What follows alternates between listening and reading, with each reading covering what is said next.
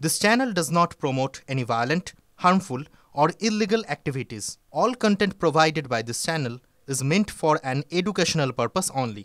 Barasat medical কলেজের মর্গের বিরুদ্ধে চাঞ্চল্যকর অভিযোগ, মৃতের চোখ চুরির অভিযোগ উঠল।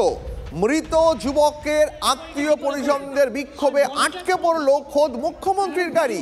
তদন্তের আশ্বাস দিয়েছেন মমতা বন্দ্যোপাধ্যায়, পাশাপাশি মৃতের পরিবারকে চাকরির আশ্বাসও দিয়েছেন তিনি। তবে যে অভিযোগ উঠেছে তার রীতিমতন চাঞ্চল্যকর, তার কারণ মর্গের বিরুদ্ধে মৃতের চোখ চুরির অভিযোগ। আমাদের সঙ্গে আমাদের প্রতিনিধি দীপঙ্কর রয়েছেন, আমি সরাসরি দীপঙ্করের সঙ্গে কথা বলবো। তবে তার আগে আরও একবার আপনাদের জানাই, এই মৃত যুবকের আত্মীয় পরিজনদের বিক্ষোভে গতকাল আটকে পরে মুখ্যমন্ত্রীর কনভয়।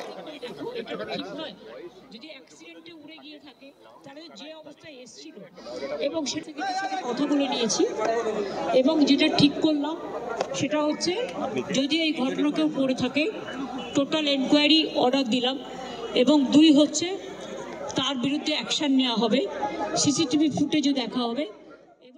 আমাদের সঙ্গে আমাদের প্রতিনিধি দীপঙ্কর এই মুহূর্তে সরাসরি রয়েছেন, আর বিস্তারিত কথা বলবো দীপঙ্করের সঙ্গে। দীপঙ্কর, বারাসাত মেডিকেল কলেজে মর্গ থেকে মৃতদেহের চোখ চুরি করলো কে? দেখো, এটাই সব থেকে বড় প্রশ্ন। তোমাকে দেখাই, এই হচ্ছে সেই মর্গ। এই মর্গের ভেতরে ময়নাতদন্তের জন্য অ্যাক্সিডেন্টের পর প্রবীর ঘোষের দেহ নিয়ে আসা হয়েছিল। এখন হাসপাতাল কর্তৃপক্ষ যে বিষয়গুলোকে খতিয়ে দেখার চেষ্টা করছেন, অ্যাক্সিডেন্ট যখন হয়েছে তখন তার চোখে কোনো আঘাত লেগেছিল কিনা, বা ওই চোখ সত্যি সত্যি কেউ উপড়ে নিয়েছেন কিনা। পরিবারের লোককে যখন মৃতদেহ নিতে আসেন তখন তাকে বলা হয় যে ওই চোখ ইঁদুরে খেয়ে নিয়েছে। অর্থাৎ হাসপাতালের কেউ একজন পরিবারের লোককে বলে যে ইঁদুরে চোখ তুলে নিয়েছে।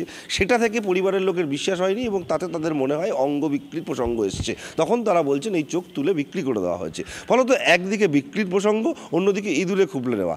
আজকে যেটা হাসপাতাল কর্তৃপক্ষ এবং পুলিশ প্রশাসনের তরফ থেকে করার পর সিদ্ধান্ত নেওয়া হচ্ছে, সেটা হচ্ছে উইথ ম্যাজিস্ট্রেট ভিডিও পিএম হবে আজকে ফের। অর্থাৎ ম্যাজিস্ট্রেটের সামনে ভিডিওগ্রাফি করে তার আবার পুনরায় পিএম হবে। তাতে পরিষ্কার হবে যে এই চোখ আসলে কোথায় ছিল, আসলে অ্যাক্সিডেন্টের সময় তার চোখ ক্ষতিগ্রস্ত হয়েছিল কিনা, বা সত্যি সত্যি কেউ চোখ তুলে নিয়েছে কিনা, কিংবা ইঁদুরে কোনোভাবে ক্ষতিগ্রস্ত করার চেষ্টা করেছে কিনা। এই প্রত্যেকটা বিষয় মাথায় রেখে পিএম করা হবে। কিন্তু যে ঘটনা গতকাল ঘটেছিল, এই খবর যখন তারা জানতে পারে যে তাদের পরিবারের আত্মীয়র দেহ থেকে চোখ তুলে নেওয়া হয়েছে, তখনই কিন্তু তারা এই হাসপাতালের সামনে, এই মর্গের সামনে তারা বিক্ষোভ দেখাচ্ছিলেন।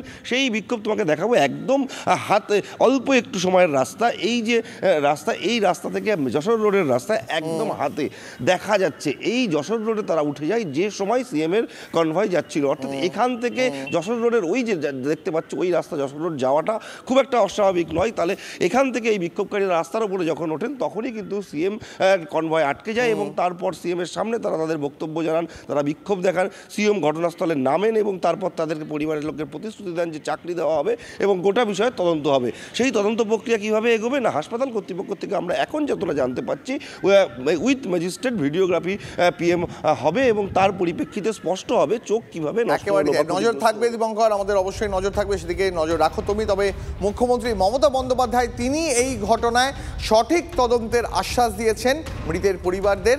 কি বলেছেন তিনি মৃতের পরিবার আত্মীয়দের, শোনাবো আপনাদের এই মুহূর্তে।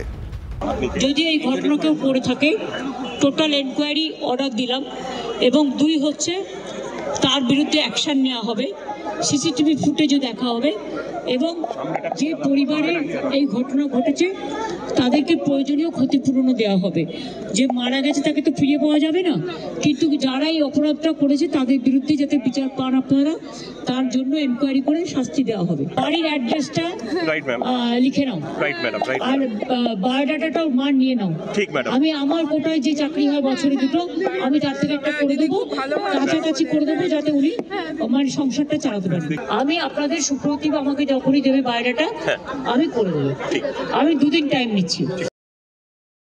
এরকম অভিযোগ যদি কেউ করে থাকে, যে আমার কাছে লিখিত অভিযোগ জমা দিতে বলেছি, লিখিত অভিযোগ জমা পড়লে আমরা তদন্ত কমিটি করব, সেটা আমরা আগেই জানিয়ে দিয়েছিলাম। তারপরে এই ঘটনাটি ঘটেছে মুখ্যমন্ত্রী কনভয়ের কাছে, তাতে ম্যাডাম যেটা আমাদের নির্দেশ দিয়েছেন আমরা সেই নির্দেশ মেনে আমরা এনকোয়ারি কমিটি আবার করে দিয়ে রিফর্ম করে অ্যাজ আর্লি অ্যাজ পসিবল আমরা করেই দিচ্ছি, এক্ষুনি করে ফেলছি, কালকের মধ্যে আমরা। আপাতত